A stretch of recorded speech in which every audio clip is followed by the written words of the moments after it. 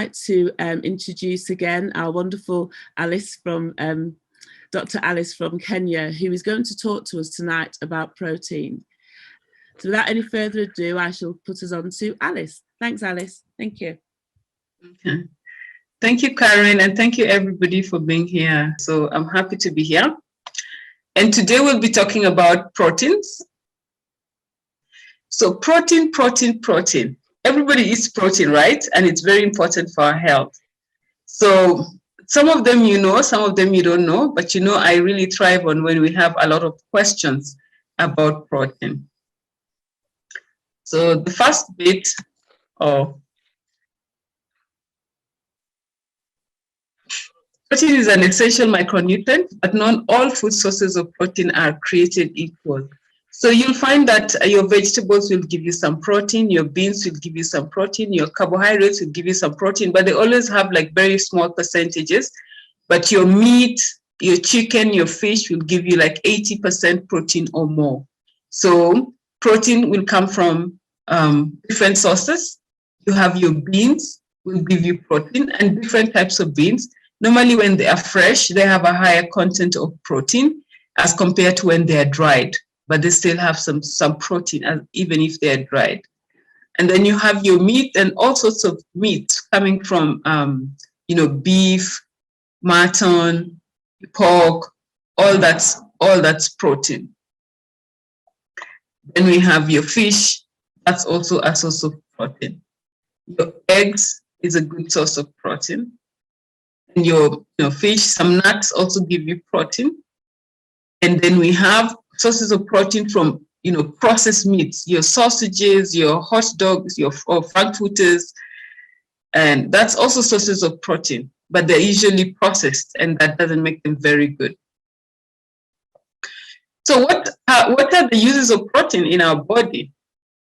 So we all know from primary school when you are taught like the body uses different foods for energy, for growth, for development, for repair and maintenance. So protein is very important for growth and development, as much as also other nutrients are, like your starch, your vegetables, your fruit. But specifically, protein is used to repair and build your body tissues. So you need it in your diet regularly. And that's why it's also, you have the main source of protein, which is your animal proteins and beans, but also other foods gives you protein. So if you don't eat any meat in your diet, your body will still be able to repair and build your body tissues. But this is one of the main uses of protein. Protein also supports the metabolic reactions to take place within the body, and it coordinates bodily functions. Actually, your whole body is made of protein. Protein also provides your body with structural framework. So the whole structure that we have, your muscle, is protein. Your bones, of course, made of calcium, but there's protein. So protein is very important for your overall health. And protein also maintains your proper pH and your fluid balance. So really, protein is important in our diet. But the question is always how much. So when we eat food for protein, you also eat different foods, like you have fat, fiber, sodium, and more. Like your meat or chicken or fish is not just going to have protein on its own, but it's going to have some other nutrients. So protein also carries nutrients with it. And it's what is really important is the whole package that likes it to make a difference, like the protein source that makes a difference in your health. And that is what you're going to see now. So the protein package would come from either your animal protein or fish, or is going to come from your poultry, or is going to come from vegetables, your vegetables protein. So how much protein do you need?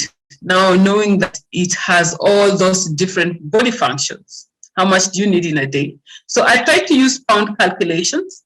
So for about 7 grams of protein, this is enough for every 20 pounds of body weight. So for example, Karen, assuming you weigh 140 pounds, sorry if that's too much, then you need about 50 grams of protein each day. And 50 grams of protein is actually a palm size. It's a palm size of protein. Sorry, I meant to bring a palm size of protein, but I'm going to grab it now. So it's just your palm. It's really your palm, and it's about this thick. So you need very little protein in a day. So if somebody is about 200 pounds, it means they need about 70 grams of protein each day. So for every 20 pounds of body weight you are, then you need about 7 grams of protein. This is what has been found to be reasonable. And when you consume this, it does not, it protects you and you do not get into trouble with your health. We know that too much of everything is dangerous, but let me hear from you. When you eat too much protein, what are some of the complications you're likely to get? This is a question from for you, Karen, and your team. You're muted, sorry. I hate that. Does it impact on your kidney function if you have too much protein? Mm-hmm. Very good, yes. So if you take too much protein, because when you take protein, there's what you call nitrogenous waste from the proteins. So nitrogenous waste, when it's very high levels, it will cause kidney scarring. And when your kidney is scarred, then it will not function efficiently. That means that your kidney becomes dysfunctional, let's say. So you cannot eliminate nutrients properly. And then the kidney also has a function of like controlling the blood pressure, like we saw the last time. And so if your kidney is scarce, your blood pressure will be very high. If your blood pressure is high, it's not controlled, then it damages your kidney further. So that's one very good point. So if you take a lot of protein in your diet, you're likely to damage your kidneys. And unfortunately, I have seen very young people with kidney damage because of high protein and high salt intake. Yes, thank you very much. Somebody else want to try? What are some of the consequences of taking too much protein? You can just speak it out or type it in.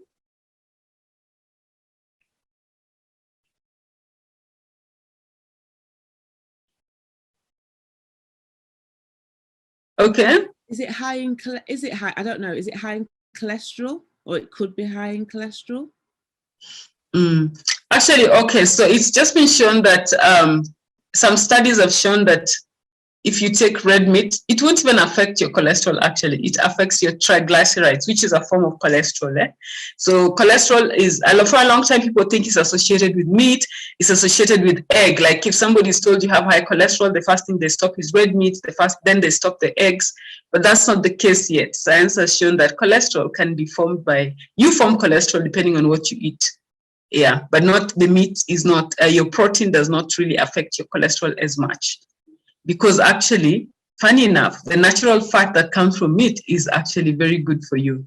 The processed fat is the one that's bad for you. So even if you take your fatty part of meat, as long as you're eating your normal portions, it's not going to affect your cholesterol. Thank you for that, Karen. So I just got some information from studies because I'd like all of you to be intelligent about this. So protein and heart disease. So if you get small amounts of red meat, especially processed red meats, and you know the processed red meats, they have a lot of sodium. In fact, sodium, a lot of sodium is used for, sodium and sulfite is used for processing this to keep it long, to give it a long shelf life. And this is likely to increase your risk of heart disease and stroke, and also the risk of dying from cardiovascular diseases or any other causes. And these are what we call population studies. They follow up people who take meat in their diet almost regularly, and this is what you find. So if you take processed meats, and we're talking about small portions, you know, like when you take about one sausage, is not a lot of protein.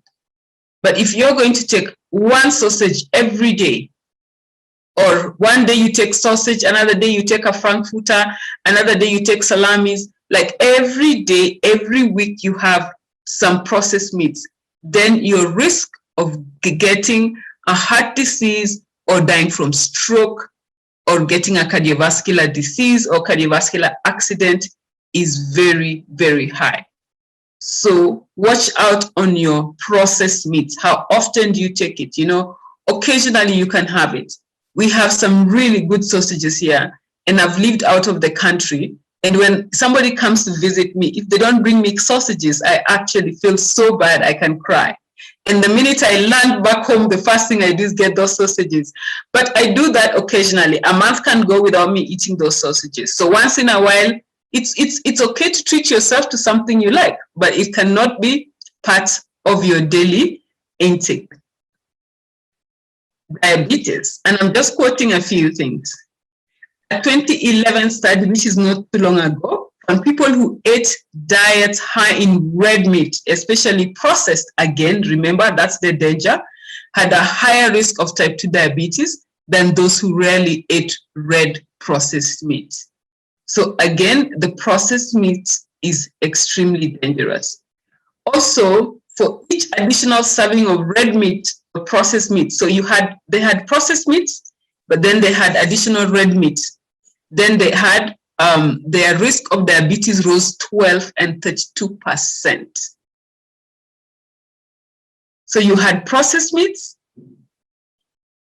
your risk of diabetes was very high. But then you had additional, red meat, then your risk of diabetes increased by 12 and even 32%, depending on what you're eating earlier. So then we all want to make sure that we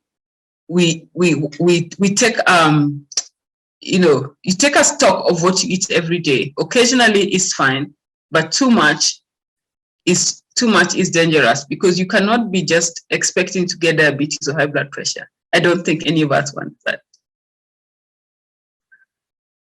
So another study found that eating more red meat than usual had a 50% higher risk of developing type 2 diabetes. So, type 2 diabetes for a long time has been known to be a genetic condition.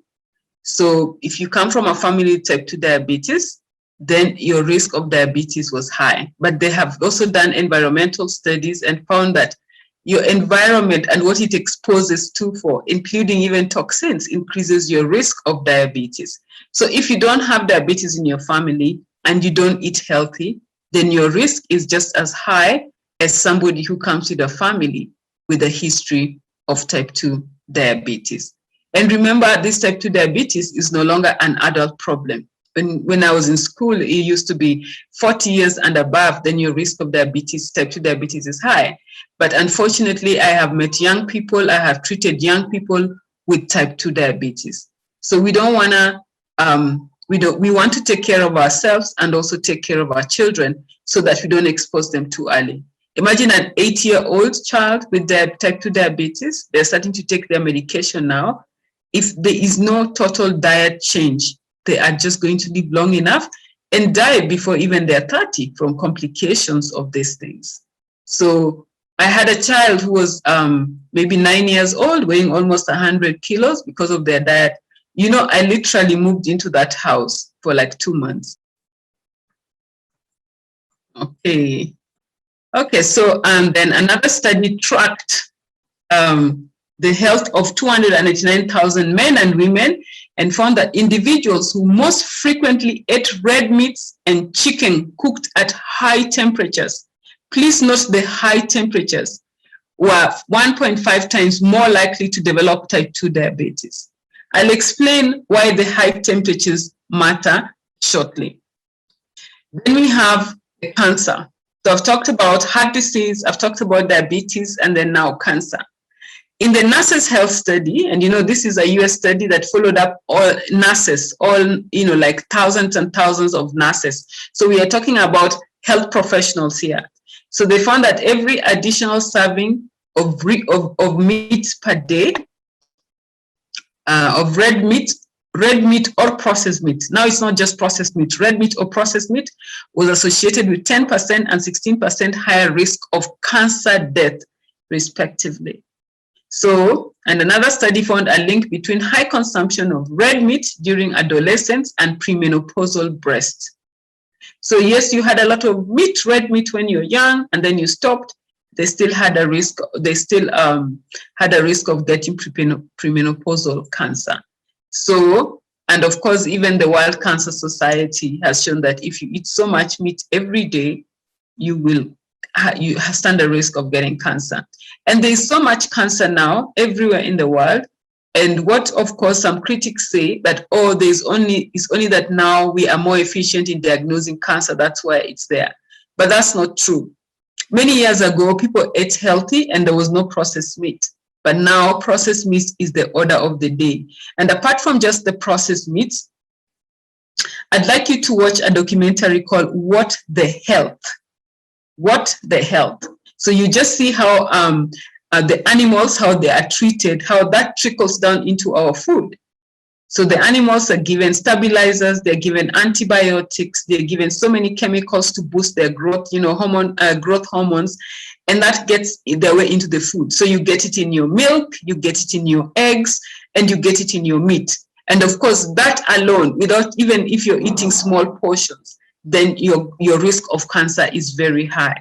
So what are we eating? So the protein alone might not be the problem, but it is the processing. And also now we're not able to get, like grass-fed beef or a road runner, a chicken, where they just, they were running around and they ate beans and natural things and grass, and then there you are. We don't get that. So the more you are exposed to now these processed foods in wherever you are, then the higher the risk of developing these conditions, and especially cancer. So we want to particularly pay attention to where does my meat come from. Sometimes if you have to get grass-fed meat, then it might be expensive, especially when you live in Europe, like the UK. But here in Kenya, it's not hard to get grass-fed meat. I just need to visit my grandmother in the village, and I get my stock for my meat. But still, I have to watch my intake. So still, women aged between 24 to 43, followed over a 20-year period, found that 22% higher risk of breast cancer in those who ate 1.5 servings of red meat per day while in high school. So remember, a serving of red meat, we say, is just a palm size. So I talked about high cooking temperatures of protein. Remember, when you cook meat in high temperatures, the grilling creates potentially cancer-causing compounds such as polycyclic aromatic hydrocarbons and heterocyclic amines. These are compounds that are produced by high heat, and it depends on where you're cooking it. Some of them cook it in charcoal, some of them cook it in the oven. So as long as the heat is high, then it's been shown that you have risk of type 2 diabetes, and also is a very high risk of cancer. So how do you cook your meat? And also, of course, there's also mixed information. Also, when you don't cook meat properly and it is still, some people like to eat the meat rare when it still has the red heme. That has also been found to be cancer causing. So what do? I'm not a big meat eater. I'm actually mostly, I call myself pescatarians. Sometimes I eat fish, but mostly I eat a lot of beans and vegetables in my diet. But occasionally I want to eat my steak. So what I do, I just pre-boil it, and then I roast it lightly in the oven and cook it, because I know about the heme. So I don't take anything that's rare. So a lot of information, but you need to know what works. So the portion sizes count. When you cook the protein in high heat, it's also dangerous. And when you eat processed meats, then it's dangerous for you. So what do we want to do? In all these studies, they followed up people who ate meat, but they also followed up people who had beans and who had nuts and vegetables and lower meat intake, But they found that all these people who ate all these foods, apart from the meat, were actually healthy. They had a lower risk of getting cancer. They probably got cancer because they had a family history of cancer, or they had the genes to get some type of cancer. So it means that the more natural the food is, remember, the biggest problem in the protein is the processed protein. I was watching a documentary that now they're actually processing some, bean burger and vegetable burger. Please, as long as something is processed, try as much as possible to always eat as natural as possible. Because when they process the meat, they put in some other compounds which is very foreign to your body. And so in the process of the body trying to eliminate it, we end up with a kidney problem, we end up with a liver problem, we end up with a heart problem, we end up with a pancreas problem.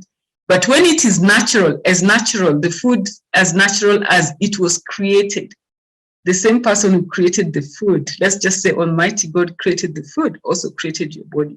So the more natural foods you eat, the better for you. Even that meat, if it's coming from natural, grown, grass-fed, it's not that bad if you eat those small quantities. So I have, just to remind you that your health is your wealth. So take full control of it. So thank you so much for coming. I'll now welcome questions.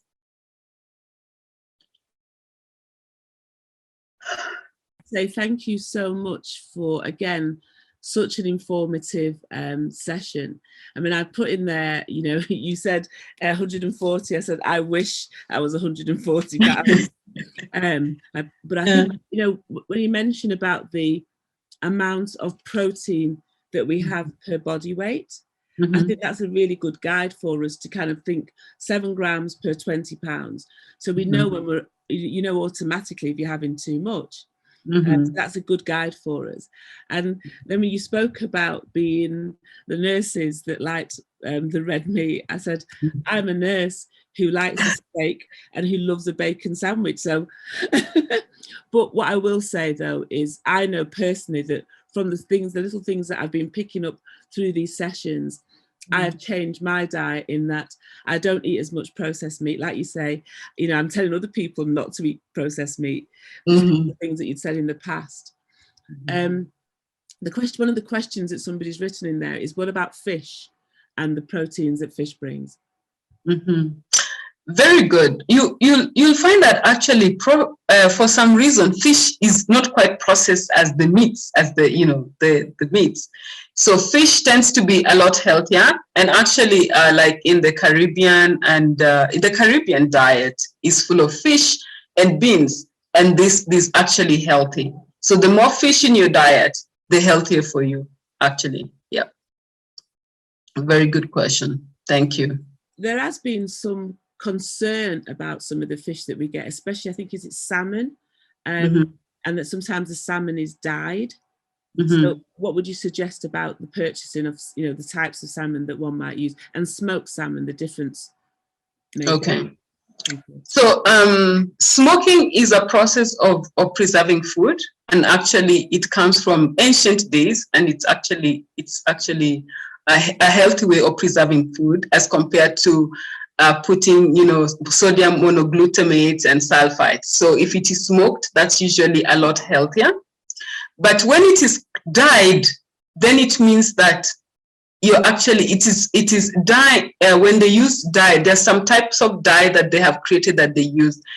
Most of them are artificial dyes. So that's an artificial, you're going to be eating something artificial. And then it means that this salmon didn't grow up naturally where it was. They probably grew it on their own, and so it didn't get the right color, the natural color. And so they dyed so that you can buy it. So that already has a problem. So if it's written dyed, I think you want to not touch it. If it's natural salmon, then it's okay for you. You want to avoid anything that's processed. Yeah. Thank you. That kind of reminds us to also look at the packaging.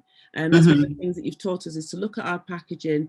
Yes. Some things that, you know, that we think we're getting something that's natural and it's not so natural.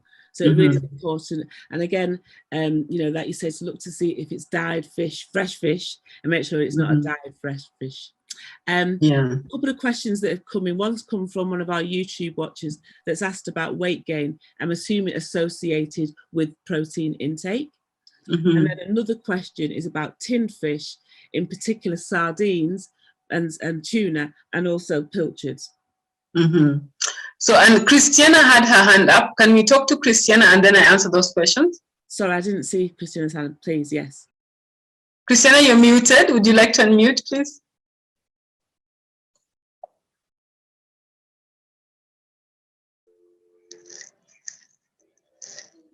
Can you hear me now?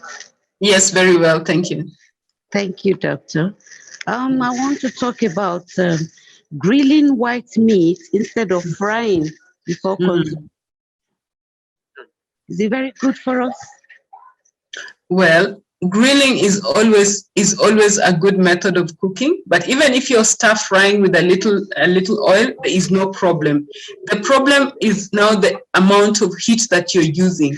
If all of them you're using that a very high heat, whether you're grilling or frying, then you know that you're going to create some compounds in your food which have got the risk of cancer. So frying, most people, the minute you hear the word frying, you think that you're going to dip it in oil. So there's deep frying and then there's shallow frying. So if it's shallow frying, you're controlling the fat, there is no problem. And so Karen, you asked how about the canned foods. Thank you. Yes, you're welcome, Christian. So there's, actually canned foods are not usually very bad, because the only thing is that, okay, let's talk about the proteins. The proteins are not usually destroyed by high heat. So when you preserve the protein in tins, it goes through a high heat process, then it is conserved. So it's actually it's a very safe way of preserving food. However, what else has been added? You see, you find like tuna, for example, it is preserved in oil, and then it is preserved in salt. So when it's preserved in salt, it means you're also taking a lot of salt in your diet, a lot of salt, which is bad for your blood pressure in the long run. So also being preserved in oil is a lot safer than when they use those chemicals to process the meat, So you see, the fish will be canned, but if it was not canned, maybe they would process it like the sausages and the what. So the sausages and those processed in that way are more dangerous than when it is canned and preserved in a can. So a can is always a lot safer than the processed, yes. And that includes whatever else comes with the can, sardines, tuna, pilchards, as you say, yeah. I remember when I was younger, my mum used to love pilchards in tomato sauce. Mm-hmm. And I think it has a lot of sugar. There's some added sugar in there. Mm-hmm. Sugar and salt. Sugar and salt. Yeah. The way that these things are they've been sneaked into our food, and we just have no real awareness until now. So I want to say thank you on behalf of the community and Karen for all the wonderful information that you impart on us week after week after week. And every week I can say that, and I personally learn something new. So thank you so much, Alice. We've actually come to the end of, sorry, somebody's just popped a question in. Is there a difference in the nutritional value of a farm-raised fish in contrast to a wild fish? Well, we know that a wild fish has got its diet that is planned for it. In the sea, it's natural, it is safer, and it's more nutritious and even more tastier than a farm-bred fish. Yes, I'm sure they know that. They just wanted to confirm. Okay, well, thank you again so much. And today is your health is your wealth, so take full control of it.